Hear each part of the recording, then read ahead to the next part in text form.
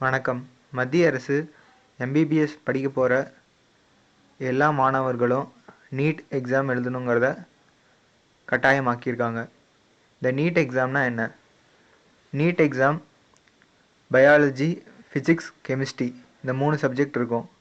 இதில் 1 மார்க்கில் எக்ஸாம்ஸ் நடக்கும். இது இந்தியா ஃபுல்லாக நடக்கும். இந்த மார்க் வச்சு உங்களுக்கு காலேஜ் அலாட் பண்ணுவாங்க. இது வரைக்கும் இருந்த மாதிரி நீங்கள் +2 மார்க்கை வச்சு காலேஜ் கிடச்சிருக்கும். ஆனால் இப்போ நீங்கள் இந்தியா ஃபுல்லாக காம்படிஷன் இருக்கும். இது மத்திய அரசும் மாநில அரசும் சேர்ந்து எடுத்த முடிவு. அடுத்ததாக இன்ஜினியரிங்கும் நம்ம 12th மார்க் வச்சு தான் இது வரைக்கும் சீட்டு வாங்கிட்டு இருந்தாங்க.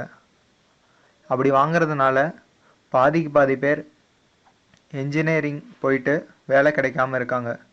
இதை மனசில் வச்சுட்டு தான் மத்திய அரசு இதுக்கு ஒரு காமனான என்ட்ரன்ஸ் எக்ஸாம் வைக்கணும் அப்படின்னு சொல்லியிருக்காங்க.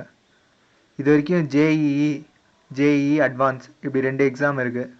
அந்த எக்ஸாமில் ஐஐடி போகிறவங்க தான் எழுதுகிறாங்க. முக்கால்வாசி பேர் எழுதுறதில்ல. அதனால் அவங்களுக்கு சப்ஜெக்ட்னா என்னன்னே தெரியாமல் இன்ஜினியரிங் காலேஜுக்குள்ளே போகிறாங்க. இப்போ இந்த மாதிரி எக்ஸாம் வச்சா நிறைய பேர் இன்ஜினியரிங் போகிறது குறையும்.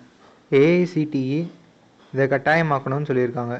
இதனால் இந்தியா ஃபுல்லாக இருக்கிற மாணவர்கள் எல்லாருமே தகுதியோட இன்ஜினியரிங் காலேஜ் சேருவாங்க.